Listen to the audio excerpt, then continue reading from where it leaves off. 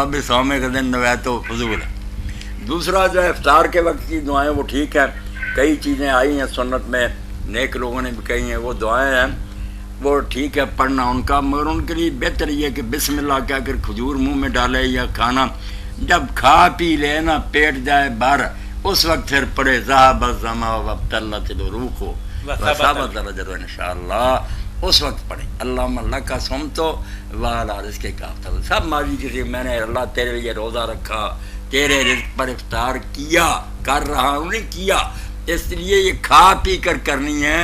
یہ مسئلہ سب کو یاد رکھنا۔ یہ تکمیل کے بعد کا عمل جب وقت ہو سوائے بسم اللہ کے 1 سیکنڈ کی دیر نہیں کرنی، فوراً منہ میں ڈالیں، جب کھا پی لیں۔ اس پر اعلیٰ حضرت احمد رضا خان رحمۃ اللہ نے ایک پورا رسالہ بھی لکھ دیا، اور اہل حدیث علماء بھی جو تھے انہوں نے محبوب صاحب میں انہوں نے مانا کہ حق یہی ہے کہ دعائیں افطار کے بعد کی جائیں۔ افطار کے وقت جو کئی لوگ ہاتھ اٹھا لیتے ہیں دعائیں کرتے ہیں، یہ بھی من گھڑت بات ہے۔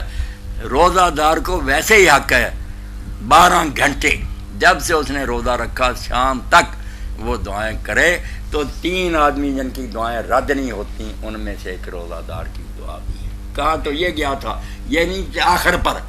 ہر طرف بعد میں اپنی طرف سے لوگ بات ملا دیتے۔ والدین کی اطاعت، روزہ دار سارا دن دعائیں کرتا رہے، اللہ کہتا میرا حکم مان رہا، ڈیوٹی پر ہے، اس کی بات ماننی چاہیے۔ یہ روزے کے حوالے سے تو آپ کی بات خوبصورت طریقے سے مکمل ہو